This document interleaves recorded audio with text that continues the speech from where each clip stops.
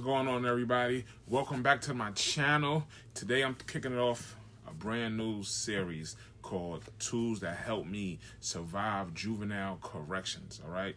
Now, when people hear the words tool, they automatically think about equipment or gear, and we're definitely going to talk about those in the future episodes. But some of the most valuable tools I've ever used weren't things that I carried in my bag. They were ideas that changed the way I think. So in this first episode, I wanted to share four books that helped shape me as a juvenile justice professional, supervisor, leader, father, and a lifelong learner. These books help me communicate better, they help me lead better, they help me handle stress better, and see situations from a different perspective. You gotta have a different perspective. Now let's get into it. The first book is called The Four Agreements. The Four Agreements. Now, if you ever work with youth, supervised or staff or dealt with difficult situations, one lesson from this book can completely change your outlook on life. One of them is don't take things personally. Don't take things personally. That sounds simple, but it's powerful. When I first entered this field, there were times when I carried conversations home with me.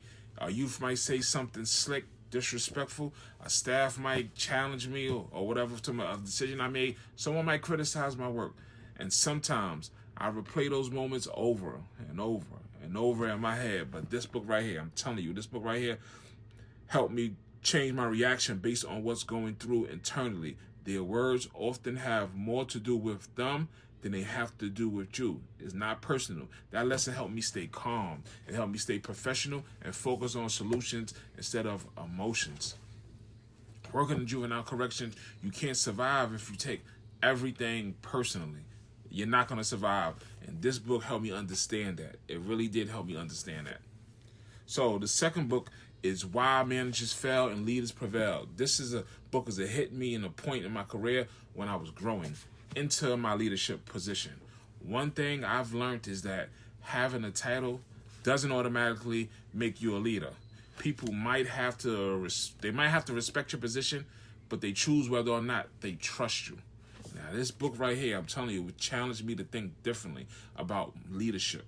Leadership isn't about just barking off orders, giving orders. It's about influence. You want to influence your people. It's about building relationships. It's about creating a culture where people feel valued, where they feel supported, where their people are held accountable. And the juvenile corrections staff culture affects the youth outcome.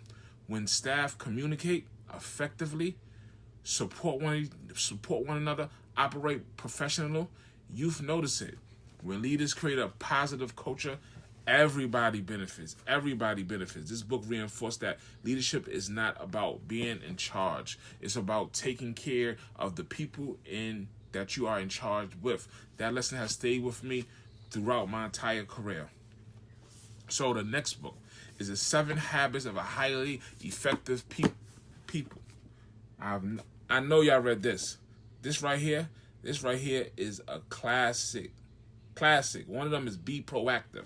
There was a time when I could have made excuses. I could have said I was too busy to go back to school. I could have said I was too old because I'm getting up there. I could have said I had too many responsibilities going on. But this book right here, it reminds you that growth starts with taking responsibility. It starts with that. Nobody is going to earn a degree for you, and nobody's coming to save you. Nobody was going to pursue my goals for me. Nobody was going to build the future that I want for me. I had to do it myself. That mindset helped me return to school, helped me want to go back to school, it helped me continue my education. It helped me pursue opportunities that I once thought were out of reach, and it continues to guide me today. I'm telling you, it continues to guide me. One habit I constantly return to, another one is focus on what I can control.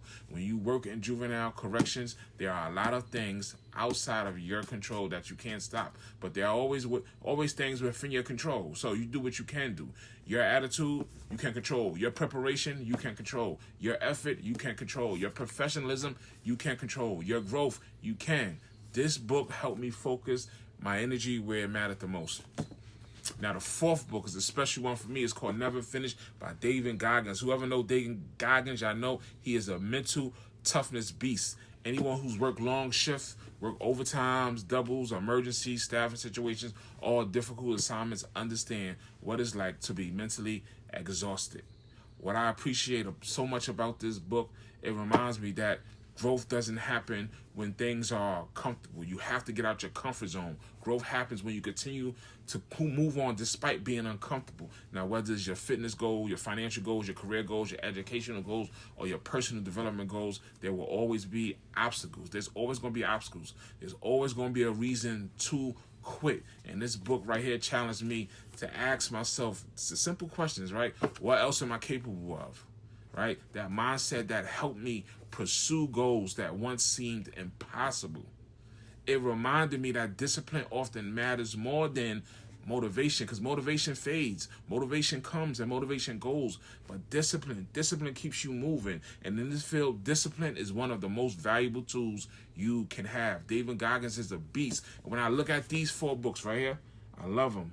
I love them. Love these ones. The 4 Agreement. It taught me communication.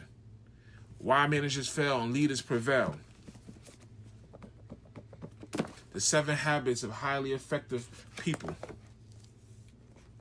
And Never Finished. Right? Together they help shape who I am today. And that's why they're the first tools featured in this new series. Because surviving juvenile corrections isn't just about what you carry in your backpack. It's also about what you carry in your mind, right? Now, if you enjoyed this video, please like, subscribe, and share. I am going to leave the link in the comment section for you to purchase the book. I have an Amazon store. Please hit the link. Please purchase these books. It won't fail. It won't steer you wrong. So just look out for more of the tools in juvenile correction. Until next time, remember, real change takes real actions. I'm Maurice Williams. I'll see y'all soon. Let's go.